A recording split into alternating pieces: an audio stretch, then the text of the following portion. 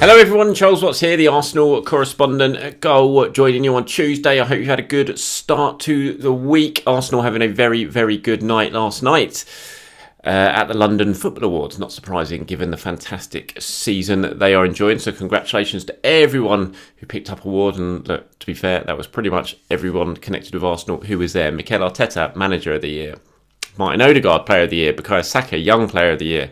Aaron Ramsdale, Goalkeeper of the Year. Just pretty much a clean sweep by Arsenal. Not surprising, as I said, given the season they have enjoyed. And absolutely well-deserving winners there. A few of the players spoke during the game. Edu spoke during the awards. Edu spoke during the awards as well, on the sort of red carpet section. So I thought we'd go over a few things that people had to say in there. We'll look ahead to Sporting at the end of the video as well. But let's start with sort of last night, and Odegaard, when he went up and accepted the award, he said, I just want to share this with the whole team. It's great to see the club being recognised with all the awards. I think it shows how far we've come as a club, and what we're doing this year is very special. And he's absolutely spot on there. Don't think, and this is just off the top of my head, I haven't actually checked, I probably should have done before I did this video, but I don't think Arsenal won any of the awards last year at the London Football Awards, which again kind of shows exactly how far they've come on this season, and now they're walking up there and winning pretty much every single big one that there was to offer. And I think Odegaard absolutely deserves it. I think it's going to be really interesting at the end of this season to see who wins the Arsenal Player of the Year award. I was talking about this with some people that I work with, and I was talking about just how hard it is because so many people have played well this season. It's like, how do you pick the player of the season? Does it go to Bukayo Saka again? Does it go to Martin Odegaard? Saliba, even Gabriel, Thomas Partey's played well when he pretty much all the time he's been fit. Zinchenko, what an impact he has made. There's just so many. Gabriel Jesus, before he got injured, would have been right up there, but obviously he's missed such a large chunk of the season, he's not going to get it now. But it's a really difficult one. I mean, Bukayo Saka's won it the last 2 years, and I don't think anyone could complain if Saka wins it again. He's had such a big influence on the team. The goals he scored have been so important.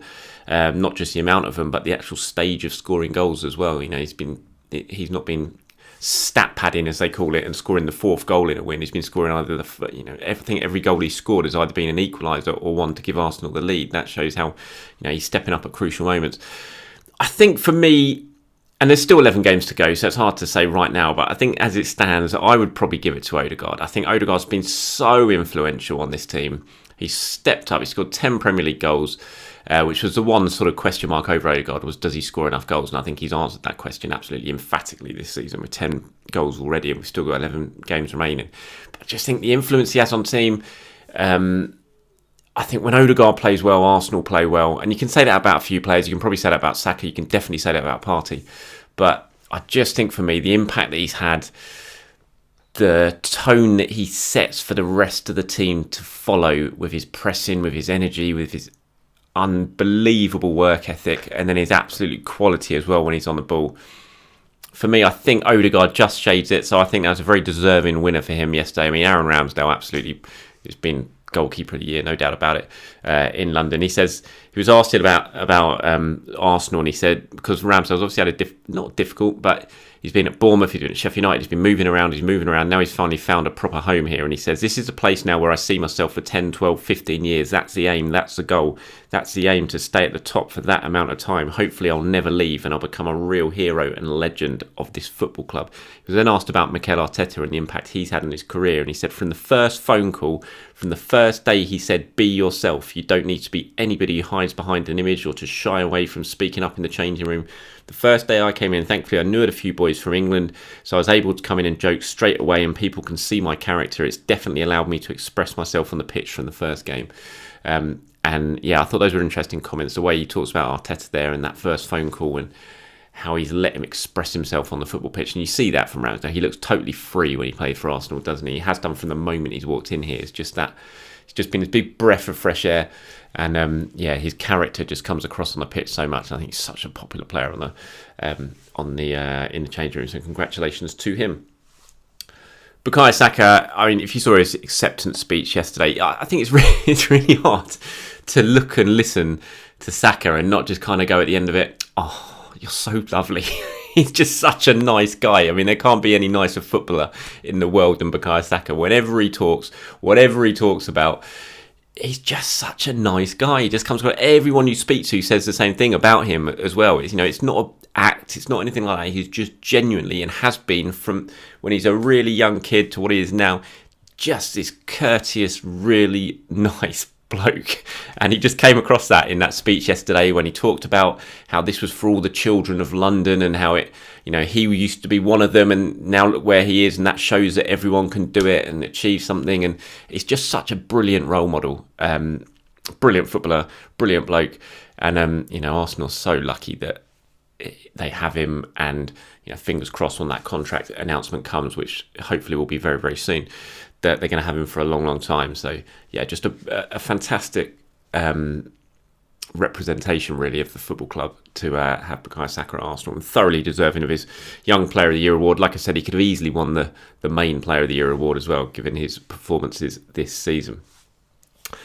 Edu then, he was there obviously watching and congratulating everyone. He was on the red carpet and he was talking a lot about recruitment. He talked about the process. I'll trust the process. It was really interesting stuff from me. He said, I think when we started, we were talking a lot about our process and people were making jokes about our process. I think we were quite clear about it all and the steps that we went through. We knew we'd go through some challenging periods because we had to make some important decisions and sometimes unpopular decisions which were going to cause some instability. But importantly, internally, we were together in terms of our understanding the process that we are and where we were. And I know there's still a lot to do. I think we're in the middle of it, the process. There's still a lot of things to do and to carry on, but we're also very happy and proud to see where we are at the moment at the club. And I think that's the key thing. When everyone sort of looks at where Arsenal are this season, they're so far ahead of schedule. When, internally, this was not what Arsenal was supposed to do this season. No one expected them to challenge for the title. Obviously you want to, but no one expected it to. This was all part of a much longer sort of 5-year plan, and Arsenal have just accelerated so quickly in this season that they're ahead of it. Right at the moment they are, as Edu says, they're kind of right in the middle of it. And in a way, I think that's really, really exciting because there's still so much more to do. I think the next few transfer windows are going to be really exciting for Arsenal and for Arsenal fans because that process is going to continue. And obviously they're going to get Champions League football, whatever happens next season, you would think, fingers crossed. And that's going to allow the next stage of the sort of rebuilding projects and the work they're going to do on the squad to be even more exciting because you're going to be able to have more money, you're going to be able to target better players and attract better players as well because you've got Champions League football. So I think that's really exciting. We're still only halfway through this process that Arsenal have kind of set out between Edu and Arteta and the club. But I think also because they're so far ahead of it in terms of the schedule this season, that adds the expectation. So suddenly, I think this season, no one expected this to happen, so everyone's just been enjoying the ride. But once this season's done, and next season starts, whatever happens, even if Arsenal win the title or they don't win the title, if they come second, next season's going to be different. The expectations level is going to be completely different because of what Arsenal have achieved here. So they're ahead of schedule, and that's great and exciting because there's still lots more to come. But I think they're going to have to deal with an awful lot of added pressure next season because the expectation level is going to be so much higher because of what they've achieved unexpectedly this season. If that makes any sense to you, because it's a bit of a ramble, but hopefully you get what I mean. On recruitment, this is what Edu had to say. He said, listen, as I always said, we have a lot of people working to help us, me and Mikel, to make the right decisions. When we go to the summer, when we go to the winter, we are really prepared to make the right kind of decisions. We're really happy with Trossard. We are happy with the players, really happy with the squad and the staff at the moment. So let's enjoy it, but also let's keep our feet on the floor because there's a long way to go still in the league. We want to finish the best way possible. Yeah, Edu's an interesting figure, I think, at the club because he gets a lot of grief. You look back to January, and again, you have to kind of separate, I want to almost say real life from social media because you sort of halfway through January, Mudryk goes to Chelsea, the Caicedo deal doesn't get done, Edu out's trending on Twitter, which is just bonkers considering the work he's done, where he's helped Arsenal get to along with Arteta and everything like that. It's just crazy, it's bonkers, but that's the way of social media. It's so reactive in terms of if something happens, something goes wrong, something Arsenal were hoping to do doesn't work out, suddenly it's Edu out, and that's just mental. But he is that sort of figure. I think he still divides opinion a little bit in terms of what he's done and what he hasn't done, certainly when it comes to selling players. But when he talks, I think he comes across really, really well. He doesn't talk enough for me. I think he should talk a little bit more because I think he does come across really well when he talks and his ideas come across well. But he just doesn't do it enough. But I think he's an interesting figure in terms of exactly how you view the work he is doing at Arsenal and what he's done so far. I think it's impossible to argue he's not done a good job. You look at the squad, you look at the rebuild, you look at where Arsenal are, the football they're playing, the players they've brought in, the success the signings have been. It's impossible to say he hasn't done a good job in that regard, but there's certainly key areas to improve for Edu, and selling players is 100% at the top of that. It's something that you have to improve on. You would hope that this season, this summer, if Arsenal do look to sell players, which they're going to have to do because they're going to need to bring some money in because they've been so rubbish at it in recent years, that's an area I think he's got to prove himself, because I think some of the big doubts over Edu are probably closing the big deals, because he struggled to do that at times. We saw that in January with Caicedo and with Mudryk, and also selling players for a decent amount of money, because that's something he's certainly struggled at, and he definitely needs to improve, I think, to be universally viewed as being a success when it comes to Arsenal. Okay, so Sporting on Thursday, that Europa League game now fast approaching. Press conference and open training tomorrow at London Colney. Press conference due to start at 3:30pm. Open training is just before that, 1:30 I think it is. Interesting game. It's interesting to see what Mikel Arteta does with it. Obviously, we've got the international break looming large now, so Arsenal got Sporting on Thursday, Palace on Sunday, and then it's the international break. And it's like, what do you do? Exactly how do you juggle things? I think what Arteta did last week was pretty good in terms of juggling the team and rotating the team.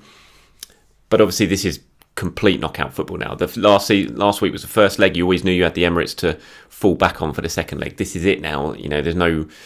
Arsenal can't have a bad day on Thursday night because they'll go out of the competition. There's no second chance. There's no second leg. So, it'll be interesting to see if he goes a little bit stronger, if he doesn't make as many changes as he did, or if he does really prioritise the Premier League and the Crystal Palace game on Sunday. You look at someone like Bukayo Saka, for example, who I think has definitely looked a little bit tired the last couple of games. He hasn't been at his most effective. Whether that's more, certainly on Fulham at the weekend, was because Trossard was playing so well that most of the attacks went down the other side, so he just looked a little bit out of the game. Saka on the right-hand side, I don't know, but he's definitely, for me, when I've looked at him in the last couple of games, he's not quite had that same zip that we've seen from him recently. He played the whole game at Sporting last week. I'm not sure he should be doing that this week. I think I'd look at this one and think you give Saka a rest before the Crystal Palace game at the weekend. You've got options now. Smith Rowe's back.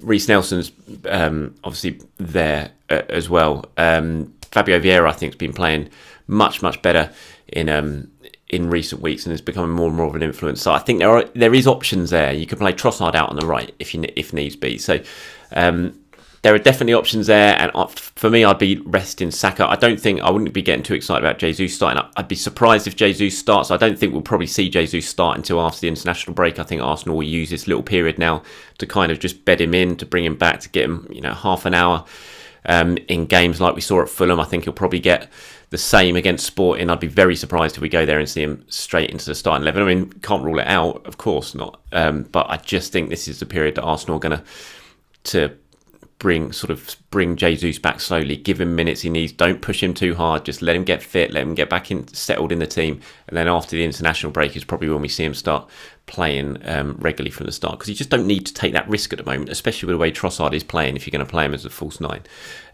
So yeah, there's some interesting ones to look at in terms of what Mikel's going to do for that Sporting game. Kivior, does he continue after that sort of fairly underwhelming debut? Didn't even get on the subs bench against Fulham at the weekend. Do you bring Rob Holding in? Which of the two centre backs do you rest? You rested Gabriel in the first leg and played Saliba. Do you swap round? I probably think he might well do, and that might mean that it'll be he might play Gabriel on Thursday night with Rob Holding at right back, right centre back. We'll have to wait and see, but plenty to debate on that, and we'll see what Mikel says at his press conference tomorrow, which, like I said, is at 3:30pm at London Colney. So keep your eyes peeled for that. Okay, that's it from me. Thank you very much for watching. As usual, everyone have a very good day, a very good Tuesday, and I will speak to you very, very soon. See you later.